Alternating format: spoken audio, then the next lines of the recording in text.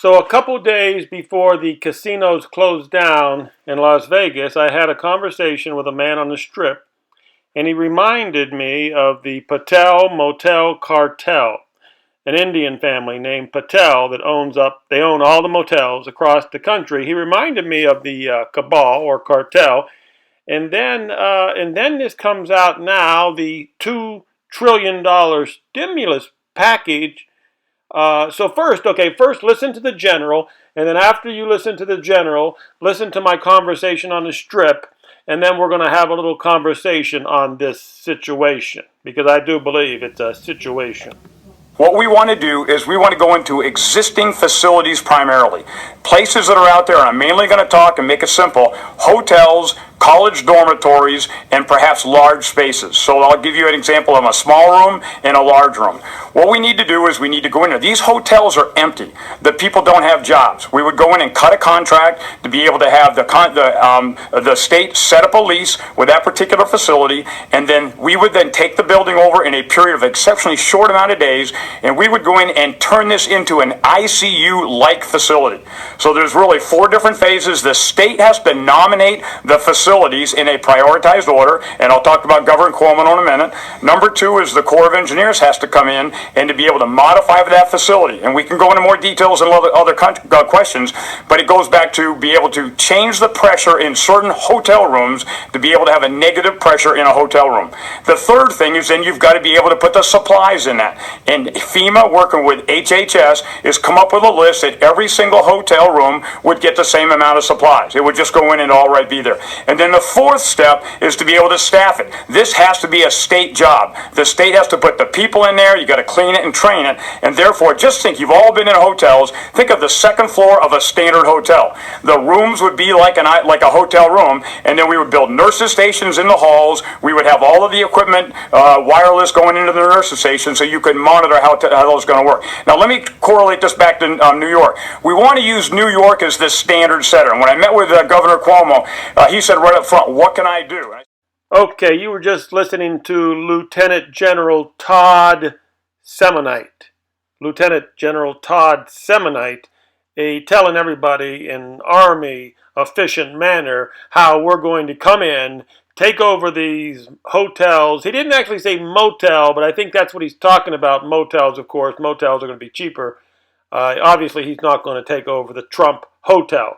So I think the general was definitely not talking about Trump hotels taking over. Obviously, the Trumps are not going to let the general take over Trump hotels for this. Anyhow, they're going to be they're going to be motels, and they're probably going. And since all the motels are owned by the Patel Motel Cartel, let's go into the conversation I had with the guy on the Strip.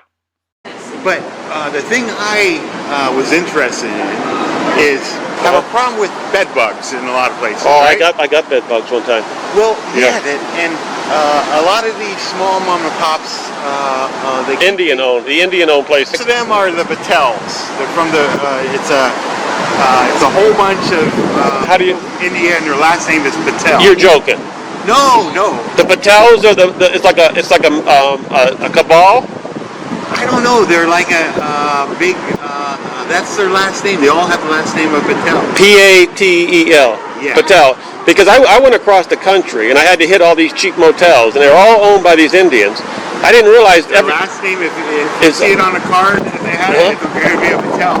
And the thing they do is they don't have to pay taxes, certain taxes. I'm not sure what, if they change it over every 7 years to a new owner. So they just switch with another Patel. You're joking me. No, every 7 years they change owners, and they have some sort of tax write-off? Yeah, you don't have to pay any. But there is some sort of tax scam going on there. You heard of it, huh? You heard of it? It's a tax scam, has to be. Well, they just switch ownership. Like a guy, a family from Chicago that has a motel will switch with somebody in San Jose. They've been doing this for like 20 years or whenever they started buying up all the mom and pops. Because they own. I went from California to back east, and every single motel I stayed at was Indian owned. Yeah. Every single one. Yeah, they bought up almost all the mom and pops. It's a cabal, like a cabal. And they get the cheapest towels, And I caught bed bugs. In Indiana, I caught bed bugs. See. And it was also yellow water. It was yellow water and bed bugs. You can go on the internet and check out the video. My question is, if they can't cure or stop bed bugs in America or wherever, how are they going to stop a virus? Okay, so I just basically was starting to put 2 plus 2 together. It's all coming together for me. It's kind of strange. The Patel family, they've been buying up the motels in the country, I think going all the way back to the 1960s. And it actually it started going on steroids in the 1960s and 70s and 80s. I think the first Patel actually was here in maybe the 40s and the 50s.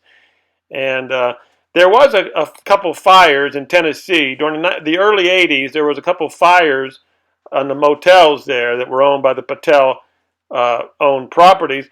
And then the Indians were having a hard time to get insurance, I heard, during the early 80s. So then the Indians just formed their own insurance association. So they have just started accumulating pretty much all of them. Now, when you go on the internet, you're going to hear that the Patels own maybe half of the motels. That's old news. 2 years ago, in 2018, 2 years ago, I went across the country, and I can tell you that it's got to be close to 80 or 90%, maybe 95% of all the motels in this country are owned by the Indians. And of course, you're talking about the Patel Motel Cartel. It's a cabal, it's a clan. And my question is, now we have a $2 trillion package out there. $2 trillion. Nobody knows. I mean, they say they know where it's going. They asked Donald Trump, where's all the money going to go? Who's going to oversee it? Donald Trump, of course, said, I'll oversee it. Yes, Donald Trump's going to oversee it. What that really means is the sweatshop princess Ivanka and Jared Kushner is going to be overseeing where all the money goes. And you know that Jared Kushner and Ivanka, you know how many Indian friends they have, and all, this is starting to look pretty ugly to me. Oh, well, before I leave you, there is one good bit of news. Larry Kudlow wanted $6.6 trillion, and I'm sure that there was a lot of laughter going on. People were laughing at $6.6 trillion. I mean, how do you count that much money? But apparently they did not get the $6.6 trillion, and that means probably a lot less money is going to be going to the Patel Motel clan. And so I'll leave you with Kudlow. So, the total package here comes to roughly $6 trillion. That amount of money doesn't even exist. $6 trillion! So the Donald Trump regime wanted $6.66 trillion and they got $2 trillion. Will it be enough? That is the question today. Will $2 trillion be enough to make the unwashed masses on house arrest? Till who knows when are they going to vote for the golden puppet dictator with this $2 trillion handout? Well, actually, most of it go to the corporations. Will the Americans even vote at all? That is the question. Is the ex-republic empire now a commie country of bankers who nationalized the whole financial system, and the whole damn thing is nationalized? Stay at home, watch the Kardashians, and pick up your stimulus check if you're lucky enough to get one.